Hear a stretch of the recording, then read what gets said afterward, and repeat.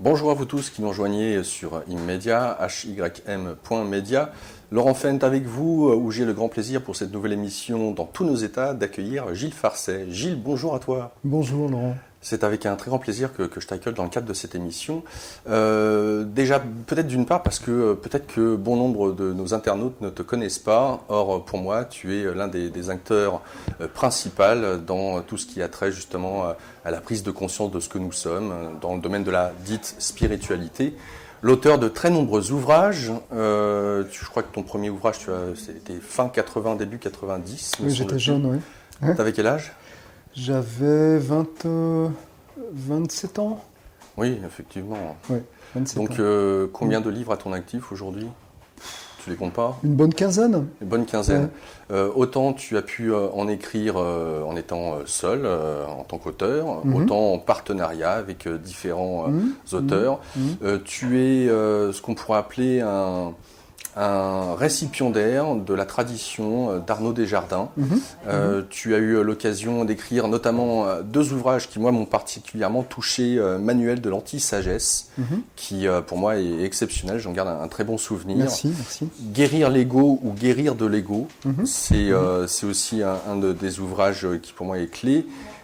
Et un élément qui est pour te caractériser, pour ceux qui ne te connaissent pas, c'est notamment avec ce livre Allen Ginsberg, poète et bodhisattva, Beat. Alors, il faut dire que la Beat génération, chez toi, notamment avec Ilozovic, un autre enseignant, a été prépondérant et t'as imbibé au point qu'aujourd'hui, tu joues de la musique. Oui, à mes heures, oui. À tes heures, souvent. Enfin, je trouve que c'est assez omniprésent maintenant dans ta vie, la musique. Oui, c'est présent. Oui, c'est vrai.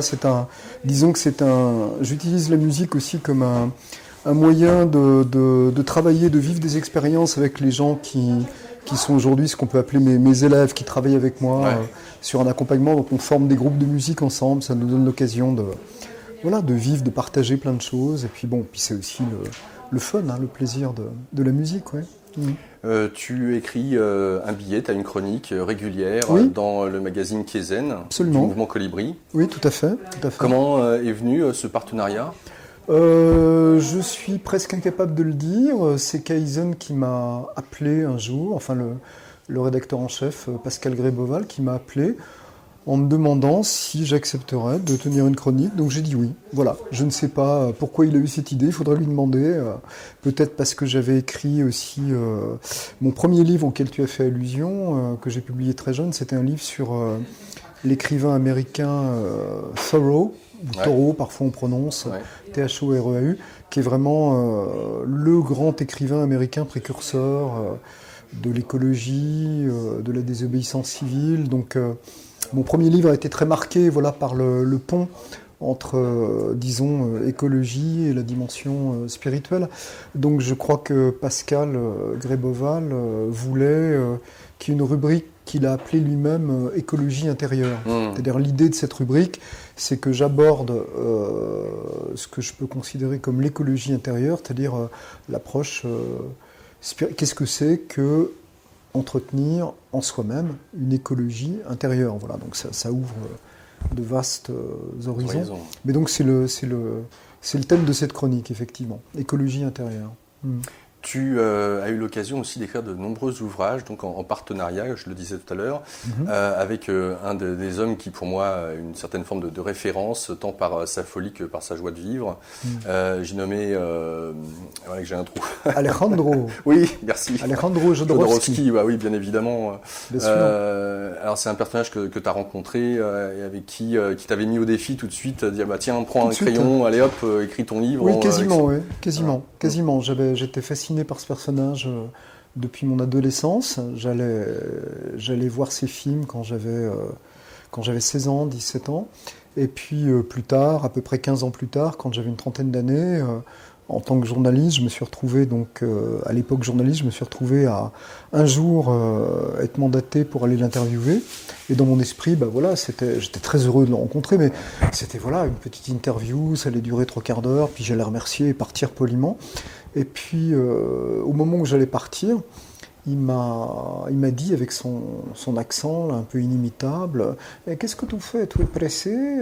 Pourquoi tu t'en vas comme ça ?» J'ai dit « Non, moi je suis pas pressé. » À ce moment-là, il a commencé à me parler, donc on a commencé à beaucoup discuter, et c'était un peu magique, complètement inattendu, et à un moment donné, je suis rentré chez moi, et je me suis dit « Mais je devrais faire un livre de dialogue avec lui, ce serait extraordinaire. » Donc je suis retourné le voir, comme on avait eu un bon contact, et je lui dis ce jour-là, voilà, je viens te voir, vous voir, parce que j'ai eu l'idée, puis dans mon esprit on allait parler longuement de cette idée, il allait me poser plein de questions sur comment ça allait se faire, on allait peut-être envisager de signer un contrat, etc. Et là, il me regarde, et c'est inoubliable, il me dit « Tu veux faire un livre? Fais-le maintenant. Fais-le tout de suite. » Alors j'ai dit, mais j'ai rien préparé, c'est pas grave, fais-le maintenant, improvise. Je lui ai dit, mais j'ai pas d'enregistreur. Ah, mon fils en a un. Voilà, on a commencé comme ça, j'ai été obligé d'improviser sur le champ des questions. Et je me souviens que la première question, je savais pas quelle première question lui poser, donc j'ai tout bêtement posé comme première question, ce qui se retrouve dans le livre. J'ai gardé cette structure comme ça, je lui ai dit, Alejandro, quel âge as-tu aujourd'hui? Et il me répond, 60 ans, exactement. Puis à ce moment-là, il part, mais l'univers n'a pas 60 ans. Puis il se lance dans un long développement sur l'intemporalité. Donc voilà, aujourd'hui, c'est moi qui ai presque 60 ans. Pas encore, mais l'année prochaine. Voilà. Mais donc tout ça, c'était donc il y a près de 30 ans. Et puis après, nous avons fait donc ce petit livre qu'on a fait ensemble a eu en fait un certain impact. Il a été traduit en plusieurs langues. Il est paru il n'y a pas longtemps là, aux États-Unis, 30 ans après. Et puis après, on a fait un deuxième livre ensemble qui a eu encore plus d'impact, qui s'appelle Le théâtre de la guérison, chez Albin Michel, où là, Alejandro décrit voilà, tout ce qu'il appelle la psychomagie, enfin voilà, toute son approche. Et voilà, donc j'ai eu une grande chance d'aider cet homme hors du commun à faire passer son message à une époque où il avait écrit lui-même, depuis il a écrit beaucoup de livres, il a écrit La danse de la réalité, bon puis il a fait de nouveaux films, et c'est très heureux, mais à l'époque où on a fait ce petit livre ensemble, ce premier petit livre, il avait très peu écrit en fait, il n'avait pas écrit sur son parcours, donc c'était une première, voilà, c'est un bon souvenir. Il y a eu aussi des films documentaires, alors oui. avec Denise Desjardins, oui, tout à fait, la dernière, Stéphane Jourdain, oui. Donc autant de personnages qui sont vraiment dans la lignée de ta sensibilité, bien évidemment, on va toujours vers ceux qui, quelque part, en miroir, nous correspondent. Aujourd'hui, tu enseignes, tu fais ça à plein temps, en dehors de la part journalistique avec le magazine Kaizen, mais et puis l'écriture de livres, toujours. Tu continues quand même? Oui, je continue à écrire, oui. J'ai publié un roman donc, qui s'appelle La joie qui avance chancelante le long de la rue, aux éditions Maelstrom, qui est justement l'éditeur belge de la Beat Generation francophone. Et donc ça, c'est mon dernier livre publié. J'ai publié un recueil de poèmes aussi, qui s'appelle Rédemption ordinaire, chez un éditeur de poésie contemporaine qui s'appelle Le Pédalo-Livre. Puis là, je suis en train de travailler à nouveau un livre sur la dimension spirituelle, voilà. Donc j'écris. Mais à part l'écriture, et donc cette chronique, qui est aussi l'écriture, cette chronique pour Kaizen, je ne fais plus aucune activité publique, donc pas de conférences, pas de séminaires, pas de stages. Voilà, je me consacre vraiment aujourd'hui à, effectivement, l'accompagnement d'un groupe relativement restreint. Je dis relativement parce que il y a quand même un peu plus d'une centaine de personnes dans ce groupe. Mais je dis restreint dans le sens où la vocation de ce groupe n'est pas de grandir. Voilà, c'est pas complètement fermé, mais l'idée, ça n'est pas d'être 200 dans 3 ans et puis 500 dans quelques années. C'est plutôt de garder un nombre relativement restreint, ce qui me permet de connaître chaque personne. Et donc, les personnes se connaissent aussi entre elles, voilà, toutes, plus ou moins évidemment, et donc on fait un travail qui est dans la lignée d'Arnaud Desjardins et de Swami Prajanpat, son maître. Donc Arnaud Desjardins était mon propre maître, mon père spirituel, si on peut dire. Mais donc tout en étant dans cette lignée, Et en s'appuyant vraiment sur les fondements de cet enseignement, ce travail se fait selon mon propre style, c'est-à-dire avec mes propres modalités.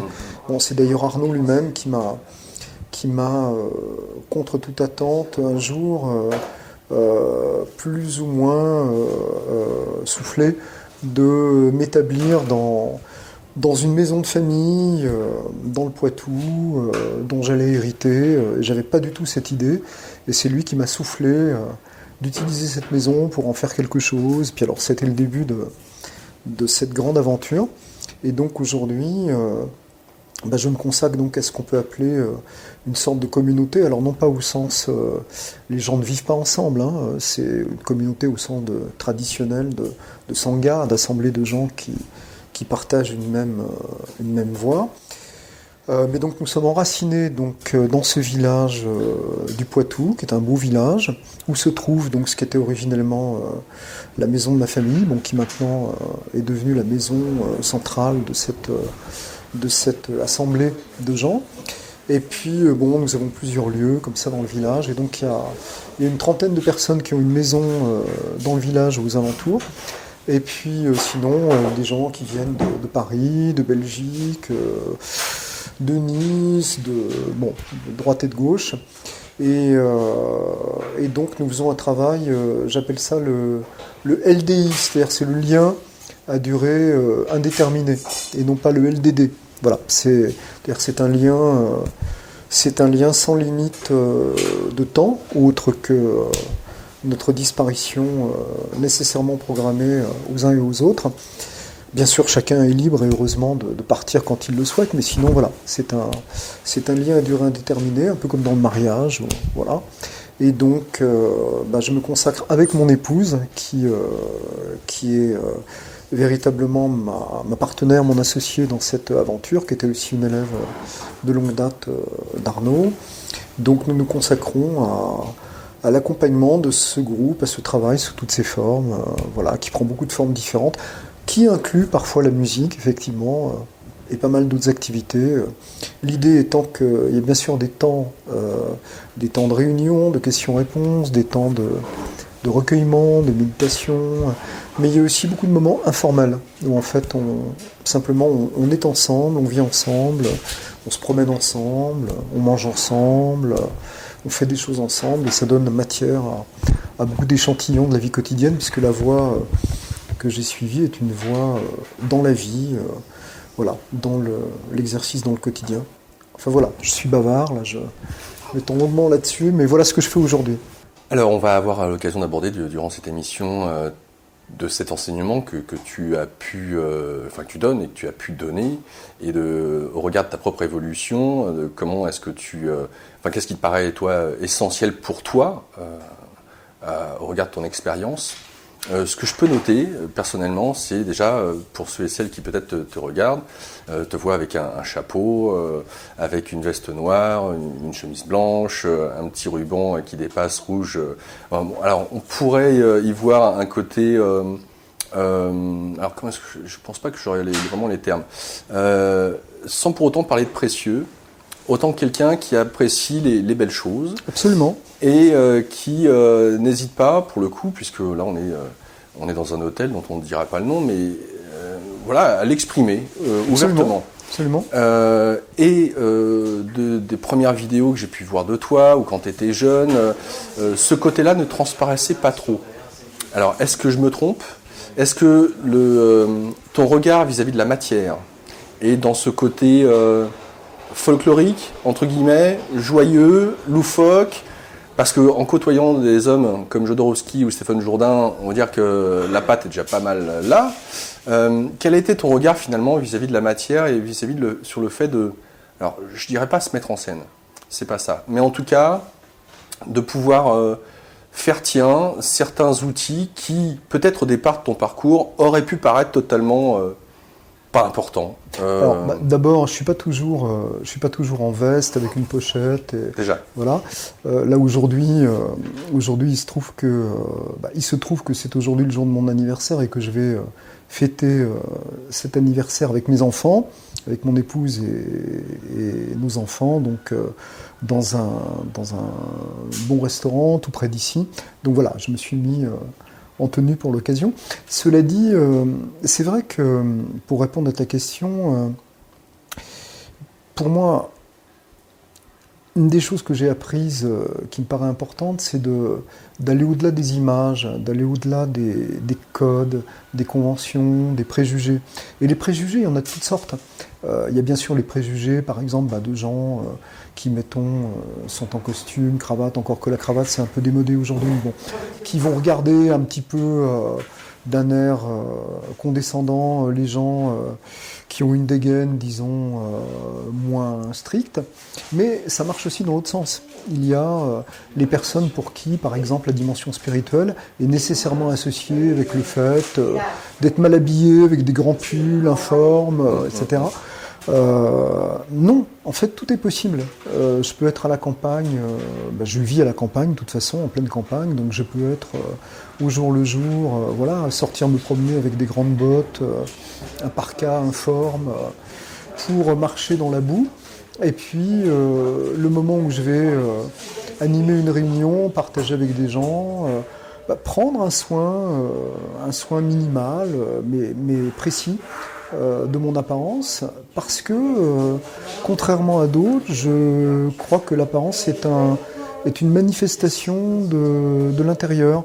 Arnaud Desjardins était toujours soigneux. Voilà, c'est quelque chose qui m'a frappé.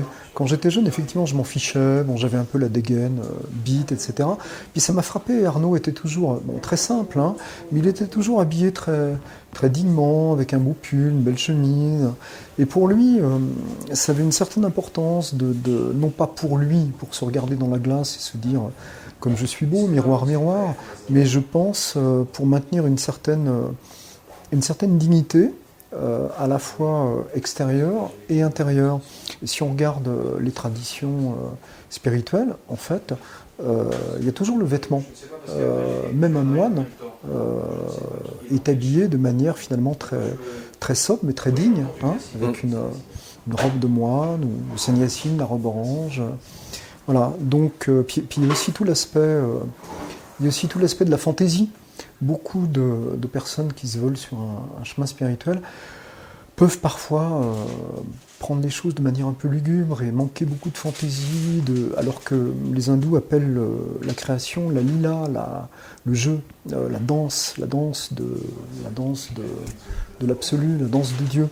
Et donc la danse de Dieu, c'est aussi bien pouvoir se mettre une chemise à carreaux de bûcheron à la campagne que se mettre une belle veste avec une petite pochette, un chapeau. En fait, tout ça, ce sont des déguisements. Et donc, c'est sympa de se déguiser. J'ai toujours aimé me déguiser. Ça a été difficile pour toi de comprendre ce lien entre l'extérieur et l'intérieur, notamment, j'entends, par rapport à la manière de s'habiller et de ce qu'il pouvait revêtir au-delà des apparences. Je crois que plus tu es en contact avec ce qu'on pourrait appeler l'intériorité, plus paradoxalement tu es à l'aise avec l'apparence et plus tu peux jouer avec. Après, c'est une question de tempérament. Il y a des tempéraments, des personnes qui toute leur vie vont être extrêmement sobres de ce point de vue-là, donc ce ne sera pas, disons, la manifestation de faire preuve de fantaisie dans ce domaine-là ou dans d'autres. Mais moi, je suis un fantaisiste. Hein. Pour moi, il y a quelque chose, dans le bon sens du terme, enfin j'espère, il y a quelque chose d'important dans le fait de jouer avec les apparences. J'aime bien, ce qui transcende un petit peu encore une fois, les cadres, les préjugés.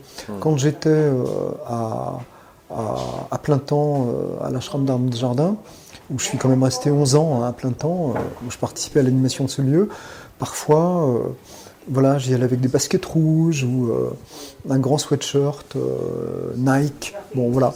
Alors, je ne le faisais pas pour provocation, contrairement à ce qu'on pouvait croire, mais parce que je trouvais ça vraiment vivant, de casser un peu les codes, de s'amuser justement. Puis c'est toujours intéressant quand quelqu'un s'attend à voir quelque chose de très prévisible, de pas forcément donner aux personnes ce qu'elles attendent. Donc voilà, donc je dirais, si des personnes regardent notre entretien et puis se disent, ah tiens, ce type qui parle de spiritualité, il a un chapeau, une belle veste, une petite pochette, tout ça c'est superficiel. Mais oui, mais bien sûr, tant pis pour eux. Arrêtons nos apparences. Ce qui est aussi intéressant, c'est bien entendu ce regard à cette matière, avec ce rapport à l'argent, aux finances, etc. De ceux et celles qui sont dans un chemin dit spirituel. Bon nombre, alors ça vient peut-être de l'Occident, avec tous ces moines, ces monastères, ou alors de l'Orient, avec toujours, encore une fois, ce côté ascétique. Or, aujourd'hui, on a bon nombre d'enseignants qui ont beaucoup d'argent. Je pense par exemple à ce qui peut être un summum d'Deepak Chopra dans un certain exemple. Ça c'est particulier, oui, je l'ai interviewé plusieurs fois quand j'étais jeune. Ouais. C'est particulier, c'est un... Ouais. Je prends un extrême. Mais en tout cas, voilà, ce que je veux dire par là, c'est, tu parlais de prendre un t-shirt Nike. Comment tu te positionnes vis-à-vis de l'utilisation de cet outil qu'est l'argent, de cette énergie, notamment dans le fait de pouvoir acheter des choses dites de marque, dans ce rapport à ce que ça peut symboliser ou représenter dans une société occidentale de marchandisation. Encore une fois, je ne vais pas me répéter, encore une fois, j'aime bien jouer sur les codes, utiliser les apparences pour faire passer quelque chose qui traverse les préjugés, dans un sens ou dans un autre. Après, l'argent, c'est une vaste question. C'est une énergie. Bon, en tant qu'énergie, c'est une énergie qui est aussi neutre que toute énergie. C'est comme l'électricité ou le vent, le feu. Enfin là, on parle d'éléments. Le feu, ça peut brûler, ça peut détruire, ça peut ravager une maison. Ça chauffe, ça cuit. Voilà. Donc l'argent, on le sait malheureusement. L'argent est une énergie très puissante au nom de laquelle beaucoup d'êtres humains vendent, c'est le cas de le dire, leur âme. C'est une énergie qui détruit, qui rend fou. Et c'est aussi une énergie qui, comme toute énergie, permet de faire, permet d'agir, permet de vivre, de faire plein de choses, de circuler. Alors pour moi, le critère de l'argent, il y a deux choses. À mon avis, on ne peut pas être réellement enseignant, transmettre quelque chose de l'ordre de la dimension spirituelle sans connaître intérieurement une certaine liberté vis-à-vis de l'argent. Qu'est-ce que ça veut dire liberté ? Ça ne veut pas dire ne pas en avoir, ça ne veut pas dire d'ailleurs non plus en avoir beaucoup. On peut en avoir beaucoup si c'est le destin, si la vie fait que ça se passe comme ça. Mais ça veut dire, liberté, ça veut dire ne pas être contraint. Donc pour moi, être libre de quelque chose, ça veut dire que rien ni personne ne peut me contraindre avec cette énergie-là. Donc je ne suis pas libre de l'argent à partir du moment où on peut m'acheter, à partir du moment où on peut me contraindre à renoncer à quelque chose de mon intégrité, plus ou moins consciemment, avec l'argent. À partir du moment où je suis fasciné par l'argent, à partir du moment où moi-même je ne suis pas tranquille vis-à-vis de cette dimension. Donc elle peut me manipuler. À partir du moment où je le suis, où je le suis beaucoup plus, c'est une énergie comme une autre, avec laquelle il s'agit d'avoir un rapport le plus sain, S-A-I-N, le plus sain possible. Donc après, pour moi, c'est pas une question de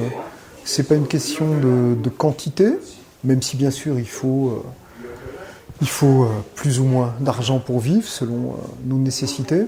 C'est une question de circulation. Je parlais récemment d'argent avec certaines personnes qui travaillent avec nous et pour qui l'argent est tout sauf neutre. Et c'était intéressant parce que dans ce groupe, je vais évidemment pas donner de détails, mais il y avait deux personnes qui étaient dans des situations complètement opposées. Il y avait une personne qui considère qu'elle a très peu d'argent, même si en fait elle a un revenu à mes yeux tout à fait correct, mais bon, qui se considère toujours comme à court. Ouais. Et puis il y avait quelqu'un qui est objectivement très très très à l'aise, disons qu'il se situe dans la tranche riche de la population, voilà, tout étant bien sûr relatif. Et donc il y avait ces deux extrêmes, voilà.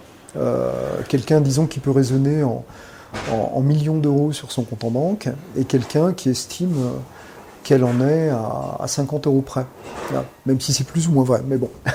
Et donc c'était vraiment intéressant parce que en creusant, en travaillant ensemble, on s'est aperçu que les deux personnes, finalement, dans des situations objectivement complètement opposées, vivaient en fait la même chose.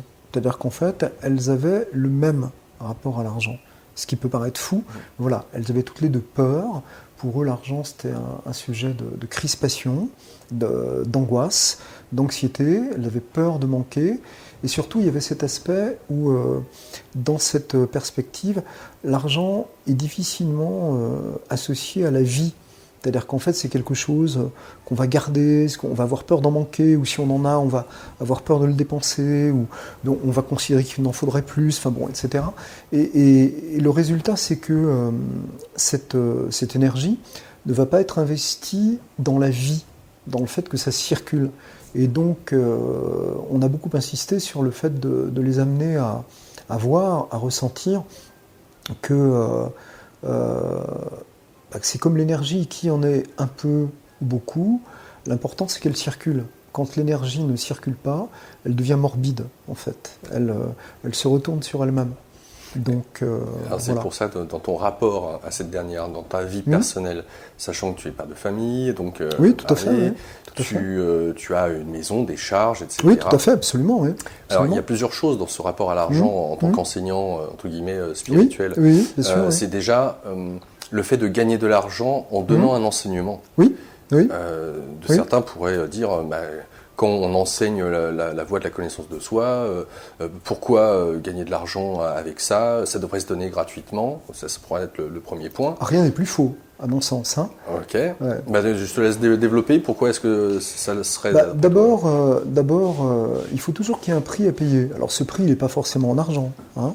Il n'est pas forcément en argent. Autrefois, traditionnellement, il pouvait être en travail, en don, mais on n'a jamais considéré traditionnellement, jamais, ça c'est une idée moderne, contemporaine, un peu naïve, on n'a jamais considéré, contrairement à ce qu'on pourrait croire, qu'une transmission d'ordre spirituel authentique devait être gratuite.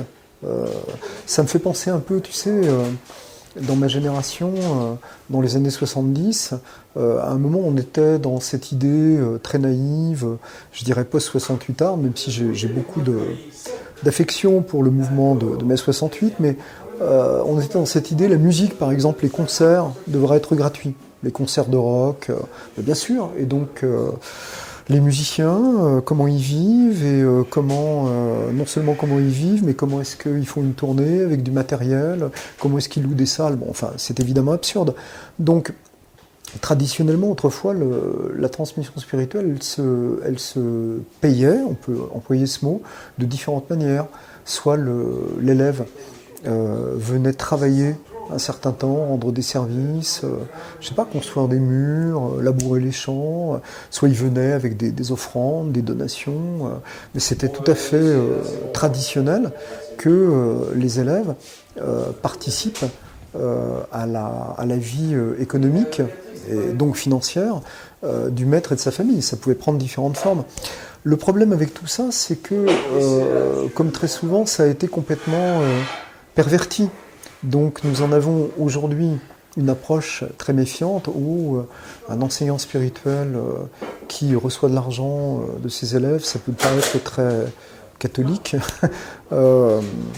parce qu'on vit dans une culture où il y a eu beaucoup de dérives, beaucoup d'excès, effectivement beaucoup d'enseignants qui ont abusé à différents niveaux. D'ailleurs, c'est un vaste thème auquel je suis très sensible personnellement, parce que j'ai rencontré et des enseignants abuseurs, et dans ma carrière d'intervieweur, etc., et aussi des gens, et j'ai aussi eu à accompagner des gens qui ont été abusés, donc c'est un thème auquel je suis particulièrement sensible.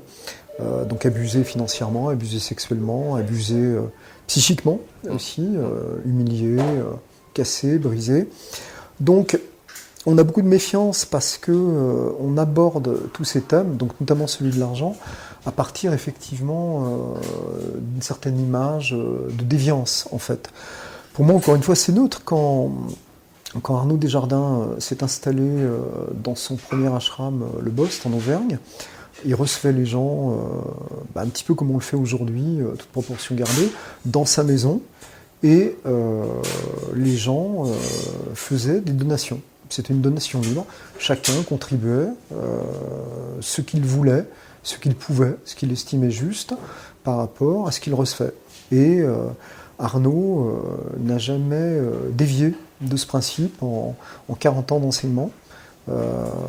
Donc, en ce qui me concerne, j'ai repris ce principe, sachant que bien sûr, autrefois, enfin pendant assez longtemps, j'ai eu un métier, j'ai enseigné, non pas une transmission spirituelle, mais j'ai enseigné à l'université, dans le secondaire, j'ai donné des stages, des séminaires, été journaliste, etc. À l'université, quelle matière? J'enseignais la littérature, j'enseignais l'anglais, la littérature américaine. Voilà, j'ai donné des cours de la première année jusqu'au niveau agrégation. Donc voilà, dans le début de ma carrière. Voilà, donc, tout ça pour dire que j'ai eu différents métiers, journaliste, producteur de radio. Voilà, je sais ce que c'est que de gagner ma vie de différentes manières. Aujourd'hui, ce sont les donations des gens. Si on ne faisait pas comme ça, de toute façon, on ne pourrait pas se consacrer. On n'aurait pas la possibilité, en tout cas dans la forme que prend l'enseignement, la transmission que l'on donne, qui implique beaucoup de présence, beaucoup de suivi, etc. On n'aurait pas la possibilité de se consacrer à ça complètement. Voilà, il faudrait à ce moment-là, pourquoi pas, faire une autre forme, travailler pendant la journée, recevoir des gens le soir, mais ça serait complètement autre chose, ça serait différent. Alors en tout cas, si j'entends ton propos à travers ces différents métiers que tu as eu l'occasion de pratiquer, l'argent n'a jamais été un problème pour toi. Et quand je dis l'argent, j'entends pas tant le fait d'avoir ou de donner, c'est plus dans ton rapport à elle intérieurement. Dans quelle mesure il a évolué avec le temps pour être, à l'aune de ce que tu nous dis aujourd'hui, sur est-ce qu'on en est détaché, dans quelle mesure on est libre vis-à-vis de cet outil, et aussi la peur de manquer potentiellement, qu'on en ait ou qu'on n'en ait pas. Tu parlais de ceux qui ont des moyens et qui ont peur de manquer. On pourrait entendre qu'à l'aune de ce que tu nous dis, ça ne s'est pas présenté dans ta vie. Tu n'as pas eu le sentiment de manquer à un moment donné? Si, j'ai eu comme tout le monde. Non pas comme tout le monde, parce que j'ai eu le destin de naître dans un milieu non pas riche, mais disons normalement aisé, voilà, normalement aisé. Donc j'ai jamais, mon destin a fait que j'ai eu cette chance que je mesure de jamais me retrouver dans des situations de pauvreté ou de grandes difficultés. Après, comme beaucoup de gens, j'ai eu des périodes dans ma vie, j'ai pris des risques plusieurs fois professionnels, changé de métier. Donc j'ai eu une période, notamment justement quand j'ai senti que c'était le moment de me lancer vraiment dans cette aventure, de transmettre selon mon propre style, mais dans la lignée d'Arnaud, et que j'ai eu une période où je ne savais pas du tout ce que ça allait donner, parce que forcément il fallait peu à peu, à partir d'un petit noyau, constituer une communauté. Et donc je ne savais pas du tout où ça allait. Et donc à l'époque, oui, j'ai eu quelques petites sueurs froides de fin de mois. Mes enfants étaient encore pas très âgés.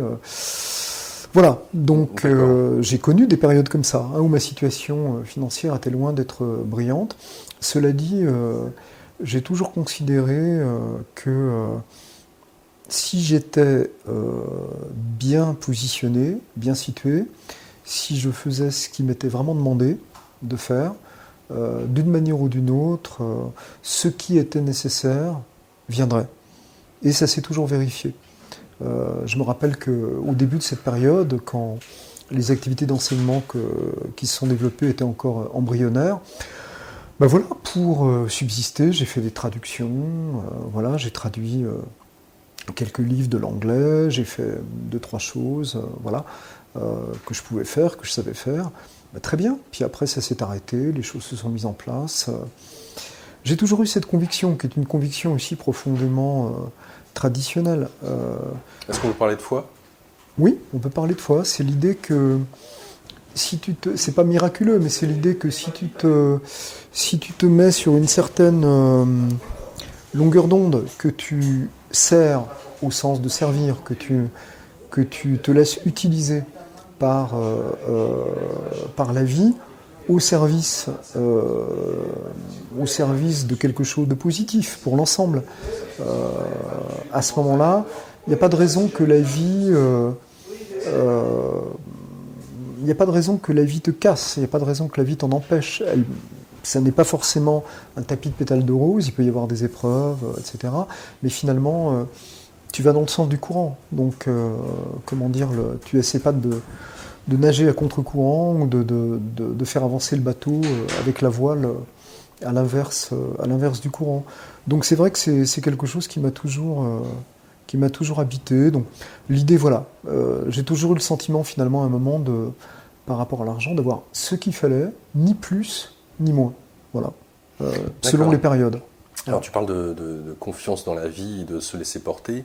Est-ce que, on va dire, quelles ont été la nature de tes doutes ? Là, on parle du rapport à l'argent, et apparemment, quelques petites tensions, ça pique un petit peu au moment où tu lances, justement, où tu changes radicalement de voie. Bien sûr. Ok. Ça, c'est une chose, mais est-ce qu'il y a chez toi, en tout cas, des tensions qui sont apparues dans certaines branches de ta vie, certaines activités ou dans certains rapports de doute sur est-ce que je fais bien ou pas. Dans cette connexion ou cette confiance dans la vie, on peut aussi douter quand bien même les portes s'ouvrent. C'est important de douter.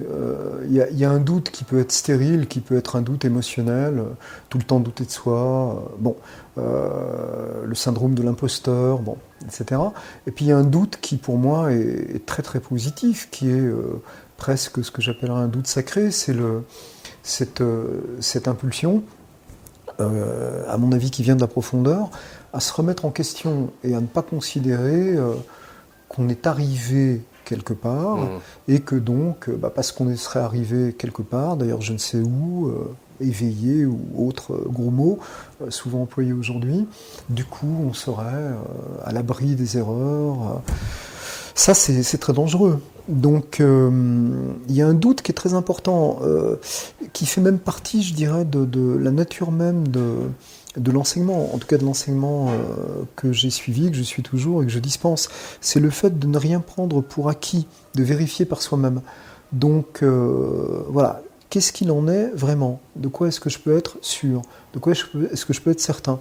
Et donc ce doute, il s'applique par rapport à soi-même.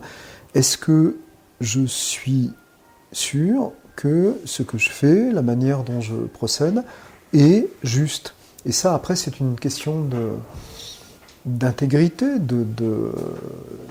d'exigence intérieure, où effectivement il s'agit d'essayer de ne pas tricher, avec soi-même.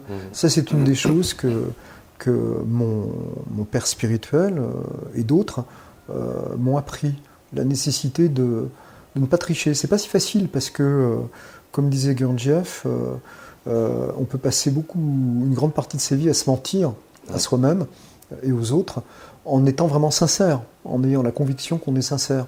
Donc c'est tout un apprentissage d'apprendre à ne pas tricher avec soi-même et avec les autres. Mais c'est très important, Donc oui, même encore aujourd'hui, tu vois, dans ma fonction donc d'accompagnateur, d'enseignant, d'instructeur. Moi, j'aime bien employer ce mot instructeur, c'est un mot que j'aime bien, qu'employait mon ami Yvan Amar. Dans ma fonction d'instructeur, très souvent, après après un moment où ça a été un peu délicat, où il s'est passé des choses un peu fortes, très souvent je m'interroge. Je reviens à moi-même, je me dis bon, est-ce que là tu te sens complètement en paix? Est-ce que tu as fait tout ce que tu pouvais? Est-ce que tu étais bien dans ton axe? Est-ce que tu as été vraiment au service de la personne? Je me pose toujours ces questions. Et si la réponse est oui, très bien. Si je m'aperçois qu'il y a quelque chose, une petite note dissonante, à ce moment-là, c'est très simple. À ce moment-là, je le vois, je le reconnais et j'en tiens compte. Et je rectifie le tir. Et c'est aussi important quand on est dans cette fonction, c'est important d'avoir un entourage avec qui on a des rapports simples et directs. Alors, mon épouse notamment, pas seulement, mais mon épouse pour ça, et outre le fait qu'elle m'assiste là-dedans, sachant qu'elle aussi, elle a eu pendant très longtemps un métier tout à fait classique, avec des responsabilités, etc. Mais c'est une personne très, très d'aplomb, qui a vraiment les pieds sur terre, beaucoup de bon sens. Et Arnaud Desjardins lui a demandé, quelque temps avant sa mort, il lui a dit votre rôle auprès de Gilles, c'est entre autres de ne rien lui passer. Quand vous voyez qu'il y a quelque chose, une note dissonante, quelque chose qui pourra encore relever de l'ego, du mental, etc. Et si vous le voyez, ne le loupez pas, dites-le lui, ne le lâchez pas. Et je lui en suis très reconnaissant, à Arnaud et à mon épouse, oui. De jouer ce rôle très gentiment, en toute bienveillance. Mais je sais que je peux lui demander, comme on dit aujourd'hui, un retour, un feedback, et qu'elle le fera. En toute honnêteté. Bon, et vice-versa, d'ailleurs, vice-versa. Mais c'est important.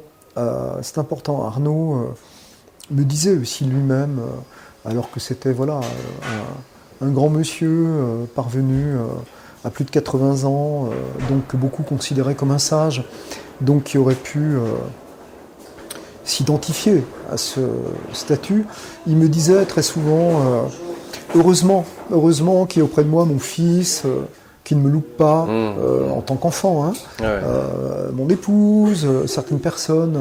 C'est important de savoir alimenter un doute sacré par rapport à soi-même et aussi de s'appuyer sur les autres, ceux qui nous veulent du bien, ceux qui nous veulent vraiment du bien, sachant que ceux qui nous veulent du bien ne sont pas ceux qui nous flattent.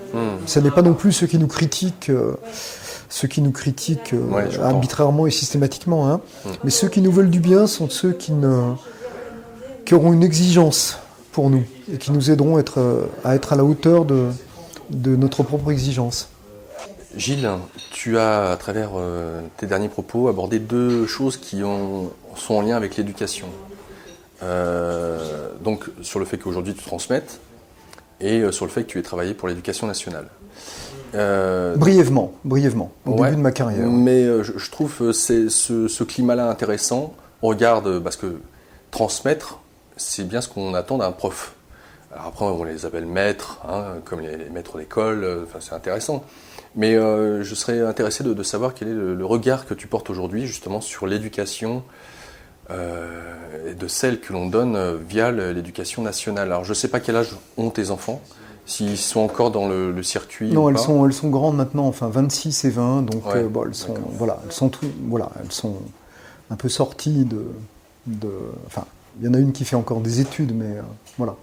Mais effectivement, oui, en tant que père, en tant que citoyen, et puis en tant que effectivement instructeur spirituel, je vois les ravages d'une certaine forme d'éducation, entre guillemets, sachant que je ne crache pas je ne veux pas cracher comme certains, sur le modèle de l'éducation nationale, qu'à certains égards on a bien de la chance d'avoir. L'école, le principe de l'école laïque, libre et républicaine, c'est quand même une grande chose. On l'oublie trop souvent.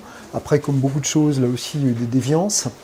Ce qui est dommage, c'est que, je vais dire quelque chose sans doute de très banal, mais l'école peut très facilement se transformer en machine à détruire, à piétiner ce qui relève de l'être, en privilégiant avant tout une acquisition forcenée de connaissances qui ne sont pas toutes utiles et nécessaires, et en ne mettant pas assez l'accent sur le développement intime, l'accompagnement de l'enfant en tant que personne. Bon, alors je suis loin d'être le seul à le dire, des gens bien plus qualifiés, bien plus expérimentés que moi. Moi, encore une fois, j'ai été enseignant finalement assez brièvement au début de ma carrière, même si j'ai beaucoup aimé ça et que c'est une période positive de ma vie professionnelle, mais d'autres ont beaucoup plus de qualifications que moi pour en parler. Mais c'est vrai que il y a quelque chose de désastreux dans le fait de très tôt exercer une très forte pression sur des enfants, des jeunes, pour absolument les pousser à choisir une voie, un métier, une voie professionnelle, à 14 ans, à 13 ans, cultiver une sorte d'esprit de compétition. Voilà, quand on est... Je me souviens avoir beaucoup souffert quand j'étais lycéen, du fait que je sentais que tout ce qu'on m'apprenait pouvait être intéressant. J'ai eu quelques professeurs vis-à-vis desquels j'ai toujours beaucoup de gratitude aujourd'hui. Donc il y a des enseignants qui sont remarquables et qui méritent vraiment notre respect. J'en connais, plusieurs des élèves qui travaillent avec nous sont enseignants et j'ai vraiment le plus grand respect pour eux parce que ce sont des gens qui vraiment essayent justement au-delà de la matière ou à partir de la matière qu'ils enseignent, mathématiques, français, anglais, transmettre quelque chose qui dépasse la matière, transmettre quelque chose de l'école de la vie aux jeunes dont ils ont la charge. Donc c'est un métier très difficile et admirable, mais j'ai beaucoup souffert du fait de sentir que les connaissances que parfois souvent on m'infligeait ne cultivaient rien de ce que j'appellerais le domaine de l'être, ne répondaient pas à des questions essentielles, même en philosophie. J'ai été très déçu, par exemple, j'étais dans une classe littéraire et de m'apercevoir finalement que la philosophie était devenue une sorte de jeu intellectuel, de discipline, pour faire des dissertations. Pourquoi pas? Ça peut avoir un intérêt, ça peut être une certaine formation, une certaine rigueur, mais comme disait Thoreau, auquel j'ai consacré mon premier livre, il y a aujourd'hui des professeurs de philosophie parce qu'il n'y a plus de philosophes et qu'il est aujourd'hui admirable d'enseigner ce qu'il était autrefois admirable de vivre. Donc voilà, alors après, la mission de l'école n'est pas d'accompagner les enfants dans toutes les phases de leur développement, c'est avant tout aux parents, à la famille de le faire, de donner un contexte, normalement. Mais c'est vrai que l'accumulation de connaissances au détriment d'une certaine qualité d'apprentissage et aussi une insistance, à mon avis, excessive sur les disciplines intellectuelles. Et c'est un intellectuel qui le dit, quelqu'un qui n'est vraiment pas un manuel. Voilà. Mais l'insistance excessive sur les disciplines intellectuelles, la dévalorisation de l'apprentissage, des métiers manuels, etc. Et je pense une grande catastrophe éducative. Voilà. J'ai vu de plus en plus j'en vois de plus en plus des articles là récemment qui mentionnent que aujourd'hui en France, voire en Europe, justement la bêtise s'installait finalement dans les nouvelles générations, que la capacité de réflexion ou l'inculture devenait de plus en plus présente. Alors, tu parles de tes enfants, tu parlais de toi, la manière dont tu as pu souffrir de ce rapport à l'éducation. Je ne sais pas comment tu as vu l'évolution de tes enfants et dans ce rapport à l'éducation qu'ils ont reçue, dans le cadre donc, de l'éducation nationale, ou pas, j'en sais rien. Et de ce que tu vois en tant que témoin de notre société aujourd'hui et de cette. Est-ce que tu estimes qu'il y a un mieux? Est-ce que tu estimes que ça s'améliore, qu'il y a des prises de conscience, que au contraire ça? Mais il y a les deux. Moi, j'ai jamais une vision blanche ou noire. Donc, je considère vraiment, ça n'est pas pour donner dans le en même temps très, très à la mode aujourd'hui, mais je considère qu'il y a à la fois une détérioration sur certains plans et en même temps des prises de conscience. Ça dépend. Ce qui est clair pour moi, ce que j'ai pu observer avec mes propres enfants, toutes les erreurs que j'ai pu faire en tant que père, et aussi ce que j'ai réussi à peu près à faire correctement, j'ai pu voir que ce qui est important pour les enfants, c'est avant tout ce qu'on leur transmet parce que nous sommes. Par exemple, du point de vue de cette recherche spirituelle qui m'anime depuis très longtemps et qui aujourd'hui est vraiment au cœur de mon existence, ça pourrait paraître surprenant de savoir que je n'ai quasiment jamais parlé de ça à mes enfants.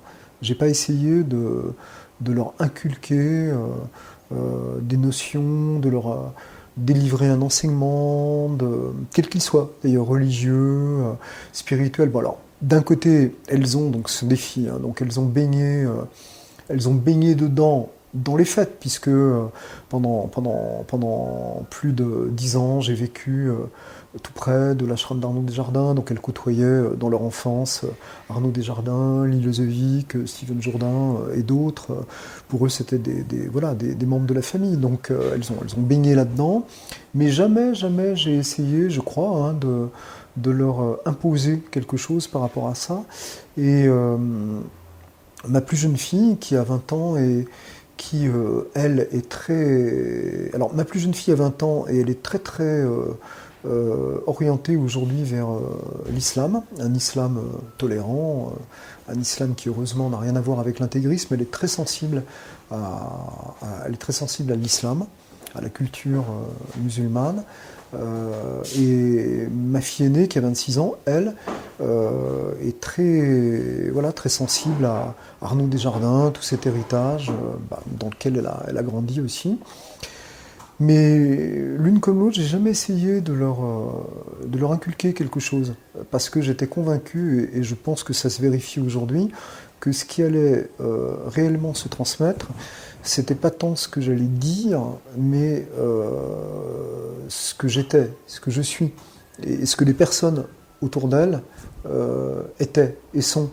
Et finalement, je me rends bien compte que si par exemple, aujourd'hui, toutes les deux accordent de fait, chacune sur leur chemin, une importance capitale à cette dimension spirituelle dans leur existence, alors que ce sont toutes les deux des jeunes filles contemporaines qui font la fête, sortent, ont une existence tout à fait normale pour des jeunes gens de leur âge. Mais elles accordent vraiment une importance centrale à cette dimension.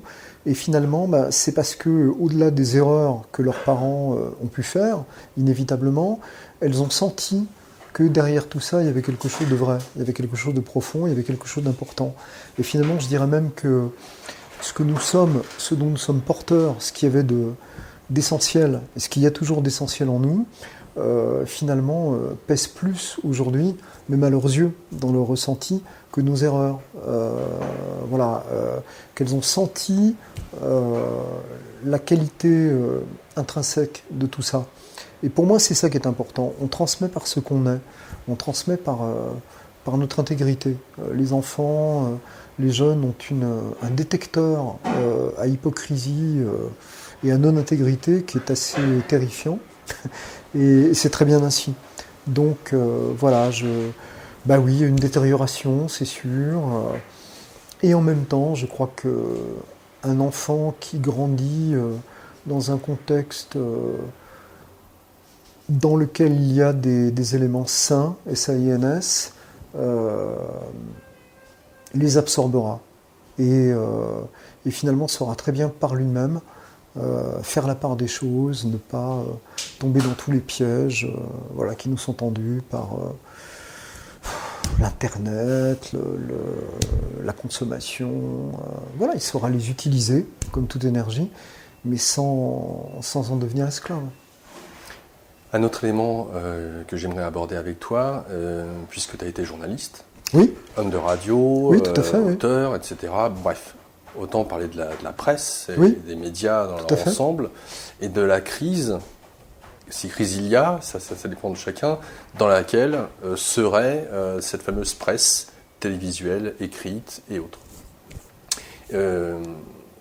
Alors, puisque tu parlais d'intégrité, toi en tant que journaliste, en tant qu'homme avant tout, vis-à-vis de toi, donc aussi vis-à-vis des sujets que tu traites, bien évidemment, quel est le regard que tu portes aujourd'hui vis-à-vis de la presse ou des médias dans leur ensemble ? Je crois qu'il y a, là aussi je vais dire des banalités, mais je crois qu'il y a évidemment avec l'explosion d'Internet, qui fait qu'essentiellement la parole, qui autrefois était détenue par un certain nombre de gens, les journalistes, les auteurs, etc. Aujourd'hui, la parole, entre guillemets, est à tout le monde. Donc, ce fait, c'est à double tranchant. C'est-à-dire que c'est extraordinaire, magnifique d'un certain point de vue, et ça n'est pas sans danger. Il y a un concave et il y a un convexe. C'est bien, entre autres, parce que justement ça oblige les grands médias à se remettre en question, à bouger, à sortir de leur zone de confort, à s'inventer autrement. Moi, au passage, je suis convaincu que on n'est pas du tout à la fin de la presse, des médias professionnels. Je pense, quitte à me tromper, qu'on est plutôt dans une phase de réinvention. Et que, effectivement, c'est un défi qui est lancé, mais qu'il va falloir que ces médias se réinventent. Après, donc c'est bien parce que donc ils sont défiés. En même temps, ce qui est terrible, c'est que beaucoup de gens aujourd'hui, n'importe qui peut à peu près dire n'importe quoi, sans que ce soit vérifié, sans que ce soit passé quand même au crible d'un certain regard. Bon, par exemple, dans un média, disons, sérieux, sachant que le sérieux du média ne dépend pas forcément de sa puissance ou de ses moyens financiers. Mais disons que dans un média sérieux, un journaliste ne peut pas dire n'importe quoi, écrire n'importe quoi. Il va être lu, relu par un rédacteur en chef, un secrétaire de rédaction. Il va devoir vérifier ses sources, en être responsable. Voilà, tout ça, c'est quand même important. Donc, moi, je dirais que je vois ça surtout comme un équilibre. Je pense que l'information, c'est un métier, qu'on le veuille ou non, que tout le monde ne s'improvise pas journaliste, ne s'improvise pas chroniqueur, ne s'improvise pas homme de radio, quoi que ce soit. Il ne suffit pas d'avoir un micro devant soi pour savoir s'en servir. Et qu'en même temps, c'est très bien de se trouver en tant que professionnel mis au pied du mur par l'explosion de ces nouvelles technologies et l'explosion de cette parole qui va dans tous les sens. Mais que du coup, ça demande aux professionnels des médias d'être beaucoup plus inventifs et aussi de vraiment, encore une fois, se remettre en question, de sortir de leur Olympe et de véritablement se demander comment ils traitent l'information et comment on peut parler aujourd'hui de certains sujets en sortant un peu des codes d'un certain cercle qui aurait tendance à graviter en circuit fermé.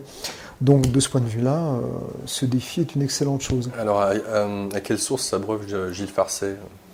Est-ce que pour toi, tu es du genre à lire ton quotidien tous les matins en prenant ton absolument. café ? Ah, voilà, absolument. Je lis tous les matins. Alors pas intégralement, parce qu'il y a des choses qui m'intéressent plus ou moins, mais tous les matins, effectivement, je lis un quotidien, essentiellement. Tu veux pas le dire ? Si, je lis Libération. Je lis Libération, auquel je suis abonné. Abonné, je reçois la version, je peux même dire que je reçois la version, non pas papier, mais la version numérique. Donc donc je l'ai sur mon ordinateur tous les matins, ce qui est bien pratique, même si j'aimais bien le papier, de temps en temps je l'achète. Quand je suis à Paris, je vais au bistrot, par nostalgie.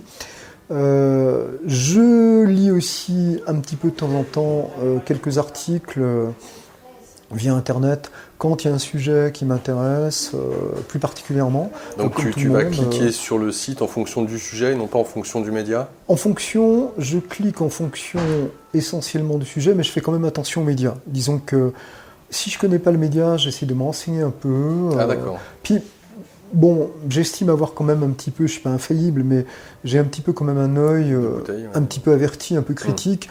Donc, j'ai le sentiment quand même un petit peu comme un musicien à l'oreille musicale, j'ai le sentiment que si je vais sur un média qui me paraît quand même franchement fumeux, ou extrémiste dans un sens ou dans un autre d'ailleurs, ou vraiment trop complotiste ou à côté de la plaque, etc. Bon, ça se voit assez vite, hein, à plein de choses d'ailleurs. Pas seulement le contenu, mais même le contenant, la manière dont c'est présenté. Voilà. Mais j'essaie de ne pas avoir de préjugés vis-à-vis d'un média ou d'un autre. S'il y a un sujet qui m'intéresse, je vais essayer parfois de le creuser un petit peu en explorant à droite à gauche, comme tout le monde. Voilà. Sachant que ce que je recherche dans un média comme par exemple Libération, mais ça pourrait être un autre journal, enfin disons qu'en tout cas c'est celui-là que j'ai choisi quand même, j'apprécie une certaine mesure dans les articles et dans les éditoriaux. Par exemple, j'aime beaucoup les éditoriaux du rédacteur en chef de Libération, Laurent Geoffrin, parce que, bon, je ne suis pas toujours d'accord avec lui, mais mon sentiment est qu'il essaie toujours d'adopter une position citoyenne et mesurée, et pas simpliste, voilà, par rapport au... Voilà, c'est pas une position franchement gauche militante, ça n'est évidemment pas non plus, étant donné les origines de Libération, une position de droite, mais c'est finalement une position de citoyen qui s'interroge, qui cherche à comprendre, qui cherche à ne pas avoir un parti pris immédiat, voilà. Donc c'est ça que je recherche avant tout. Après, je lirai volontiers l'éditorial d'un journaliste du Figaro ou du Monde, si cet éditorial me paraît également mesuré, sensé et informé. Pour ce qui est de la presse numérique, puisque apparemment tu as l'air surtout de tourner vers la presse numérique, des médias comme Reporter, par exemple, Mediapart, je donne ces deux-là parce que il y a Slate aussi, peut-être qui pourrait être intéressant. Oui, ce sont des médias. Alors je suis pas. La vérité, c'est que je suis pas très très familier de tous ces médias.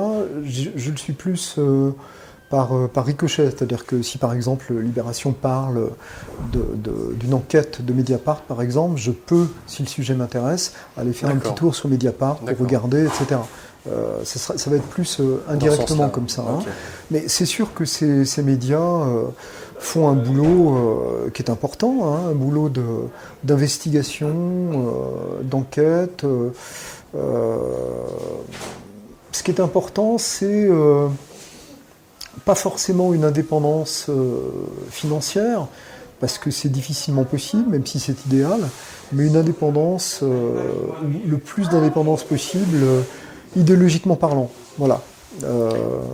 Oui, si c'est possible. Et il y a peut-être aussi des rapports avec des conflits d'intérêts, sachant à qui appartiennent les fameux métiers en question.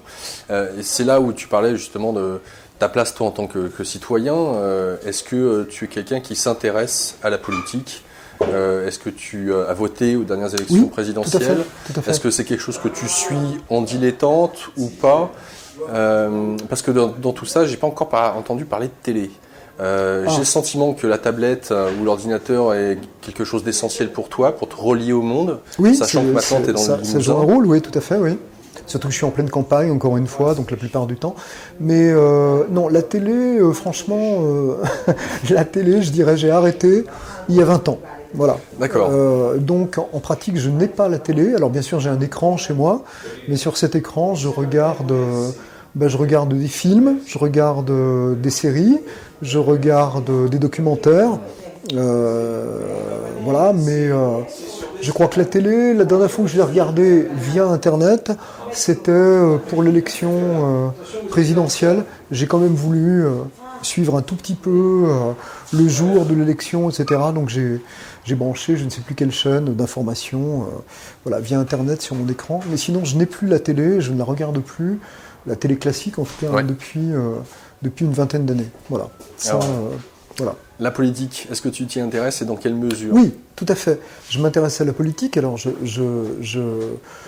m'y intéresse dans une mesure, je dirais, mesurée. C'est-à-dire que Oui. je ne suis pas obsédé par la politique, c'est pas mon champ d'intérêt premier, mais je suis citoyen. Donc pour moi, il y aura un côté, quand je vois des personnes qui sont très investies dans une recherche spirituelle, qui affectent plus ou moins consciemment de ne pas du tout s'intéresser à la politique ou qui ne votent pas, je leur explique souvent qu'en fait elles ne se rendent pas compte, mais que c'est une position de l'ego, que c'est typiquement une position de l'ego, c'est-à-dire en fait de se considérer comme à part, comme extrait d'un ensemble, n'étant pas concerné par cet ensemble, alors qu'en fait, qu'on le veuille ou non, on est dans cet ensemble.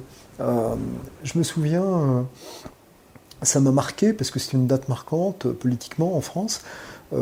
La veille du fameux 21 avril, là, où, oui, le deuxième tour. Voilà, non, c'était au mois de mai. Voilà. Donc premier tour au mois d'avril. Oui, premier tour. Voilà, j'étais donc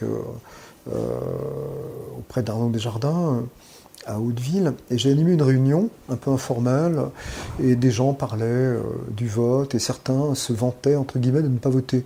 Et je me souviens que je les ai un peu engueulés entre guillemets en leur disant vous vous prétendez en dehors du tout, et ça c'est effectivement une erreur spirituelle fondamentale, parce qu'on est dans le tout, on est une partie du tout, et si vous êtes une partie du tout, en tant que citoyen, le droit de vote a été quelque chose qui a été très long à conquérir, des gens se sont battus pour ça, le fait d'affecter, de ne plus croire en rien ni personne, à mon avis est une position un peu hâtive et un peu naïve.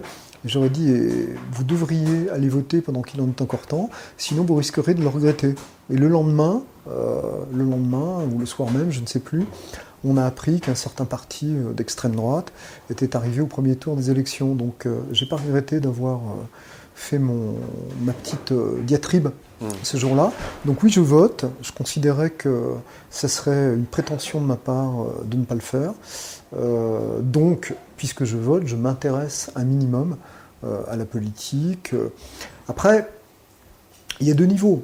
Je dis souvent aux personnes qui travaillent avec nous que 90% des discussions politiques dont tant de gens sont si friands, encore plus en période d'élection comme on a eu récemment, jusqu'à plus soif, sont en fait des manières d'exprimer de manière inconsciente des émotions infantiles refoulées. Mais qu'en fait, ce que les gens expriment en discutant si le café du commerce ou sur les réseaux sociaux, qui sont maintenant le café du commerce planétaire, en fait, ils ne discutent pas de politique. Ils croient qu'ils discutent de politique, mais en fait, ils expriment leurs émotions infantiles, inconscientes, refoulées, à travers des sujets pseudo-politiques. Alors, comment devrait, pour toi, Gilles, s'aborder la politique ?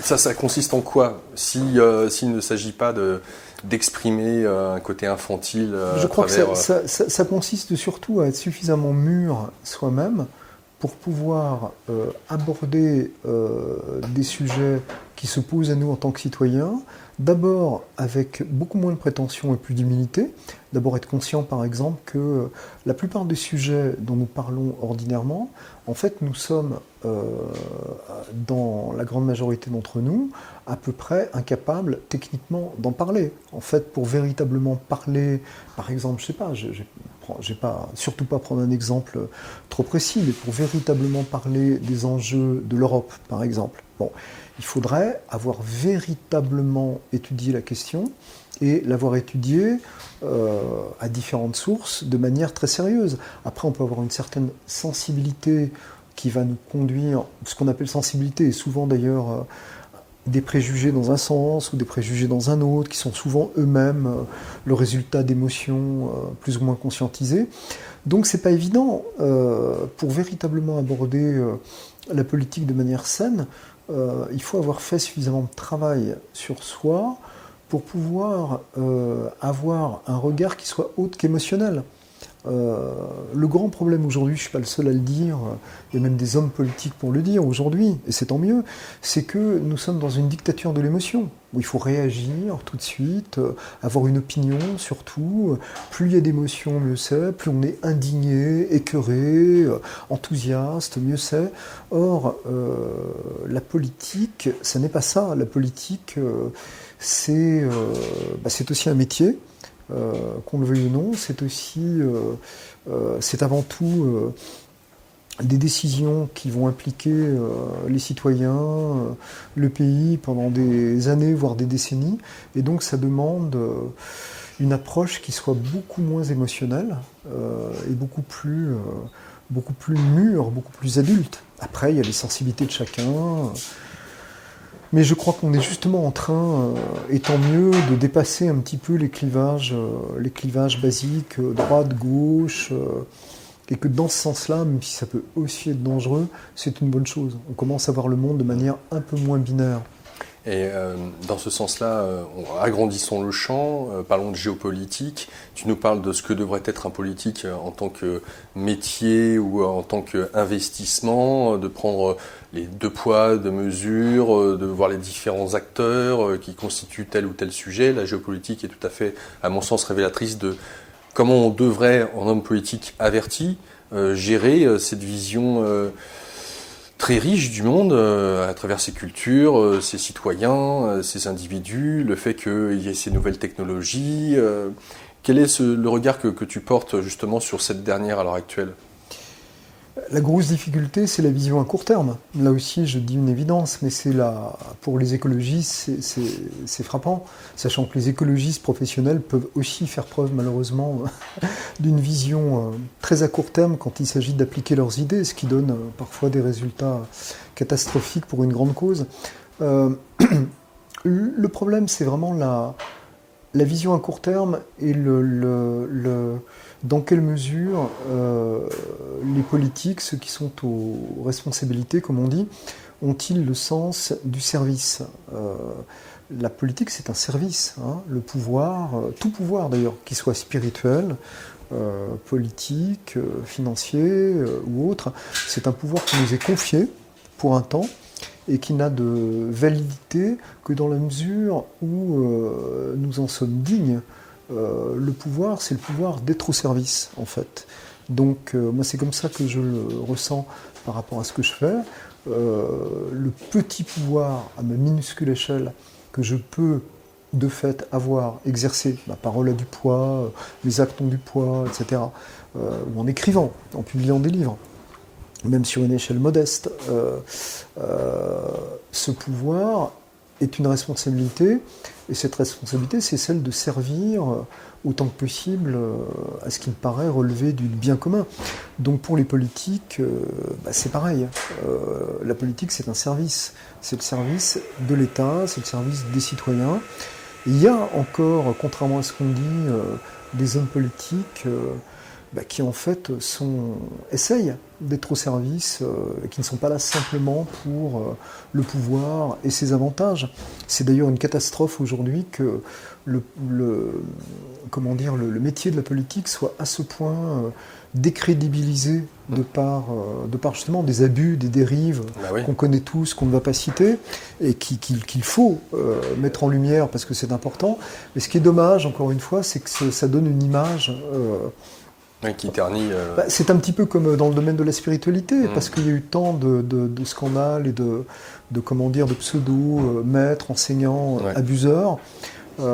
C'est bien dommage de décrédibiliser la fonction d'enseignant, la fonction d'instructeur à l'aune de ces dérives. C'est une grande catastrophe pour la démocratie que la politique ait si mauvaise presse aujourd'hui vis-à-vis de beaucoup de gens, notamment des jeunes.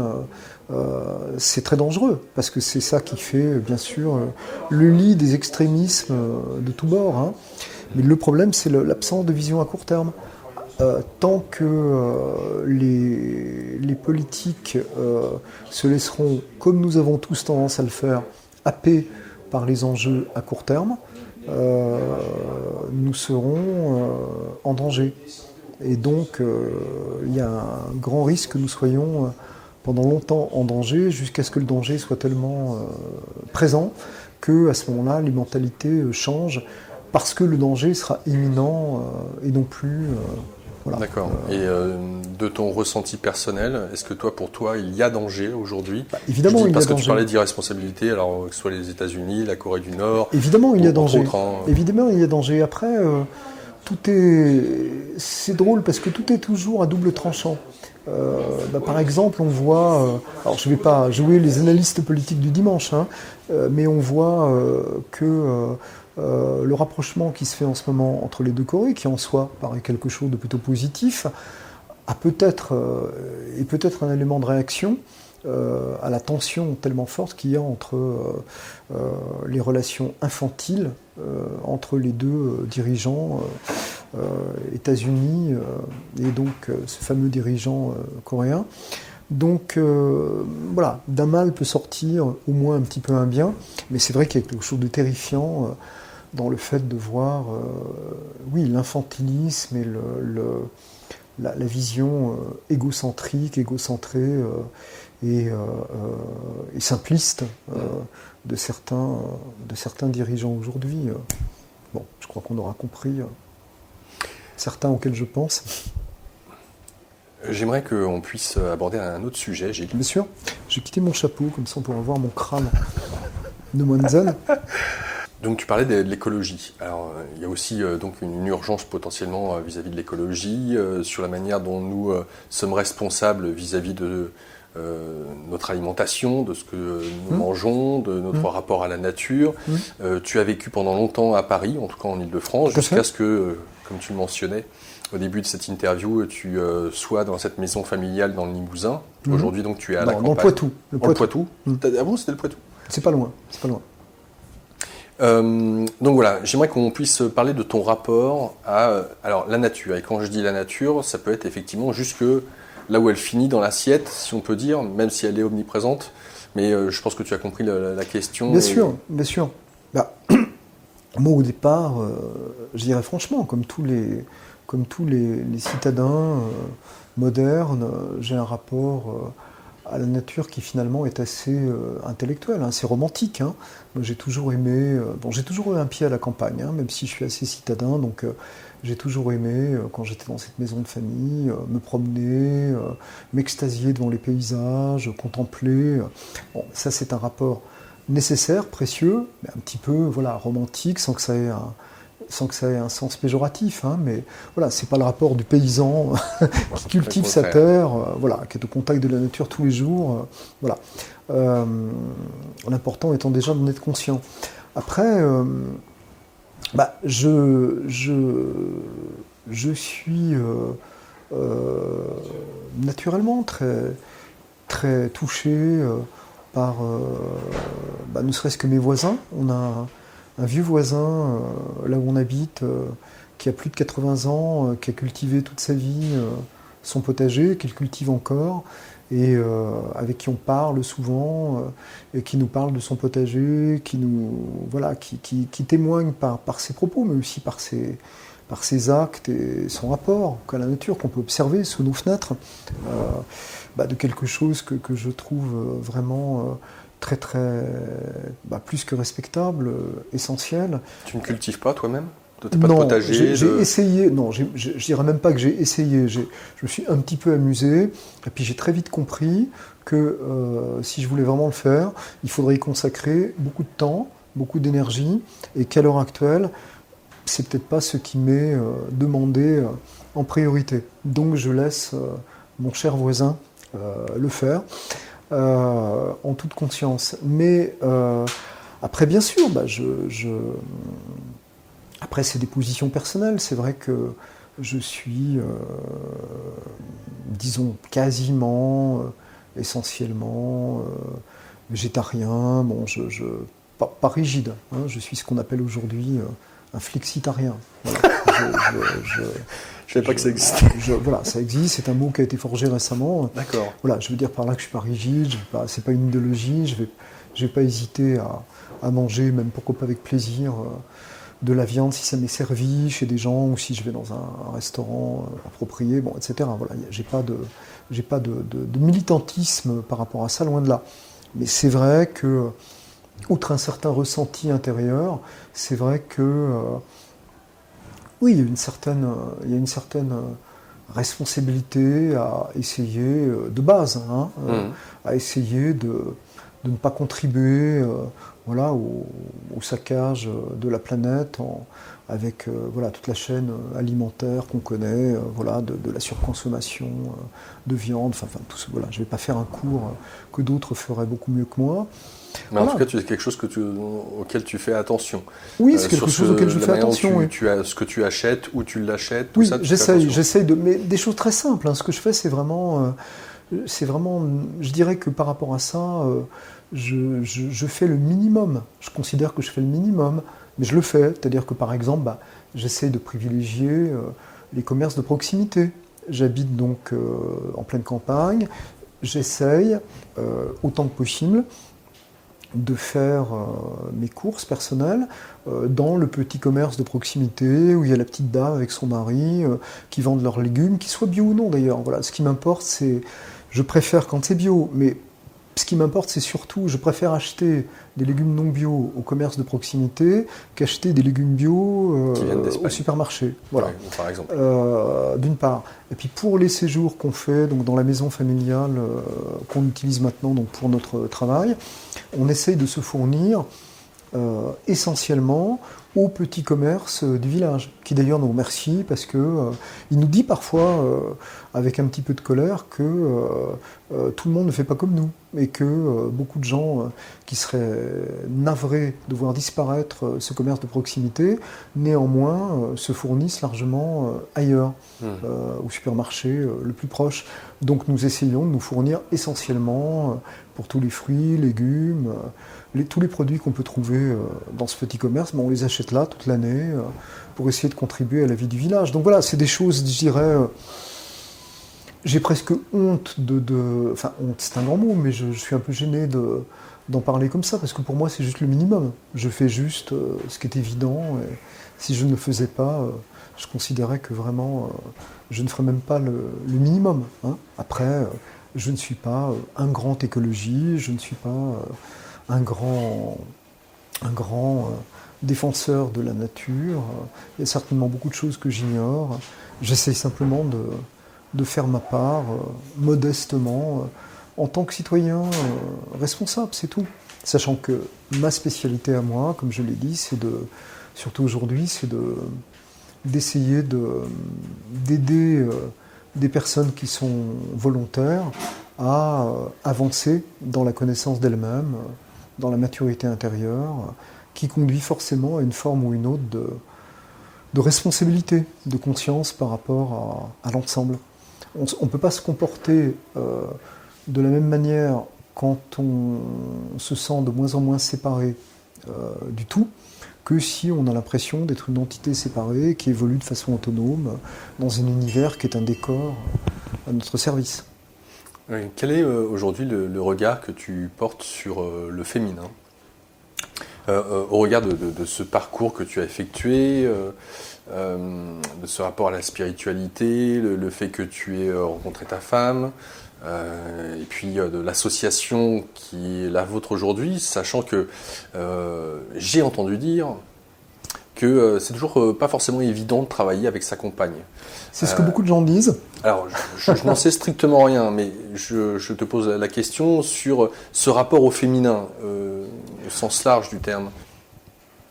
Qu'est-ce que ça représente pour toi, ce féminin? Parce qu'on parlait de la nature. Bon, on peut voir peut-être ce féminin, c'est d'abord une part qui est en moi aussi. Hein. Même si je suis un homme, j'ai bien sûr et heureusement une part de féminin en moi. Donc c'est d'abord une part de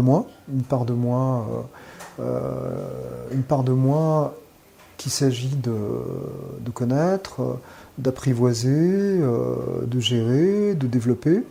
Donc ça c'est une première chose.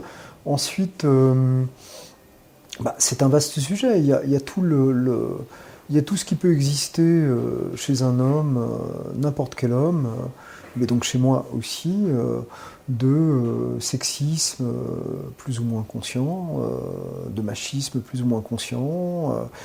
Et ça, c'est aussi quelque chose à voir. Ça fait partie de notre ombre, hein, ce qu'on appelle notre ombre. Ça fait partie de ce qu'il y a à voir en nous pour petit à petit le déraciner. Après, moi, j'ai rencontré toutes sortes d'incarnations du féminin dans ma vie. J'ai rencontré des féminins que je qualifierais de négatifs. J'ai rencontré des féminins que je qualifierais de bienfaisants et très positifs. Donc le féminin, c'est une énergie très très puissante. Je considère que nous autres hommes, si je peux me permettre des généralités rapides, nous avons tous peur des femmes. Nous avons tous peur des femmes pour des tas de raisons, mais pour une raison basique qui est que nous avons tous eu une mère et que nous avons tous eu plus ou moins peur de notre mère puisque nous en attendions tout. Puisque c'était pour nous une des premières manifestations de l'absolu. Donc, voilà, en tant qu'homme, c'est une grande chose d'apprendre à vivre avec le féminin. Et quand on a la chance en tant qu'homme, ou peut-être chance qui peut être aussi en partie l'aboutissement aussi d'un travail, hein, quand on a la chance de rencontrer un féminin enracinant, un féminin bienfaisant, c'est une très très grande force. Mais c'est aussi un défi, parce que comme je le disais au début, en disant que Arnaud avait demandé à mon épouse de ne rien me passer, un féminin vraiment bienfaisant est un féminin qui n'est pas complaisant. C'est un féminin qui n'est pas castrateur. C'est un féminin qui est enracinant, c'est un féminin qui porte au sens profond du terme, mais qui, pour mieux porter, n'est pas complaisant. Voilà. N'alimente pas les faiblesses. Et le féminin, finalement, vraiment bienfaisant, c'est aussi rare que le masculin vraiment bienfaisant et bien posé. Le féminin bien posé, bien enraciné en lui-même, c'est finalement rare. Tout autant que le masculin bien posé et enraciné en lui-même. Encore une fois, c'est une question de maturation intérieure. Donc moi, personnellement, aujourd'hui, j'ai un regard plein de gratitude vis-à-vis du féminin, de la femme, des femmes, puisque je leur dois tellement. Voilà, j'ai tellement reçu, appris, j'apprends tellement encore aujourd'hui que je ne peux pas ressentir cette gratitude et aussi cette admiration un peu on pourrait parler d'effroi sacré, parce qu'encore une fois, pour moi, homme, le monde du féminin est un monde qui reste à certains égards mystérieux, très, très profond et parfois très difficile à appréhender. C'est un territoire, sur lequel j'essaye de m'aventurer de mon mieux. Mais encore une fois, c'est une grande chance de rencontrer, d'attirer un féminin bienfaisant. Ouais. Est-ce que la musique t'a aidé à toucher ça ? L'art, de manière générale, la musique, parce que je l'ai un peu pratiqué, l'écriture, mais la dimension artistique a quelque chose de féminin, évidemment. Donc oui, bien sûr, mais ce qui m'a surtout aidé, c'est d'apprendre à entrer dans une certaine vulnérabilité intérieure. J'aime beaucoup cette chanson de John Lennon, la magnifique, qui s'appelle Woman. Et il dit beaucoup de choses dans cette chanson, et à un moment donné, il dit, je vais traduire littéralement, il dit « Femme, je sais que tu comprends le petit enfant à l'intérieur de l'homme. C'est une très belle parole, parce qu'effectivement, comme je le disais tout à l'heure, il y a quelque chose en nous, hommes, qui reste un petit enfant dans un rapport souvent compliqué à sa maman. Et il ne s'agit pas du tout de faire de la mauvaise psychanalyse ou de la psychanalyse de gare, mais il y a quelque chose dans notre rapport au féminin qui demande beaucoup de vulnérabilité, et cette vulnérabilité est possible si on se sent rassuré. Donc s'il y a un féminin non pas complaisant, mais bienveillant, profondément bienveillant, ce féminin nous aide à épanouir, à révéler notre masculinité. Parce que ce petit enfant en nous se sent rassuré. À ce moment-là, il peut grandir. Voilà. Et inversement, un féminin psychiquement non bienveillant est quelque chose de très pesant pour la personne qu'il porte et pour la personne qui est exposée, effectivement. C'est une grande chose, ouais, si on peut dire ça comme ça, que le féminin, un grand pouvoir, une grande force psychique. Dernière question, Gilles. J'ai pu voir une phrase de Lilozovic qui mentionnait qu'avant l'événement, ou non-événement, qu'on pourrait appeler éveil, il disait avant cet événement, j'étais toujours plein d'attention pour autrui, j'étais gentil, et puis maintenant je suis irascible, je crie. Il dit tiens, qu'est-ce que ça montre de l'éveil? Oui, mais alors, dans le cas de Lee, que j'ai donc très très bien connu, ce qu'il faut savoir, c'est que il avait une dimension extrêmement provocatrice. Donc, après, c'était une facette. L'homme que j'ai connu, assez proche, même assez intime, était en fait un homme très effacé, très timide, qui vivait très simplement.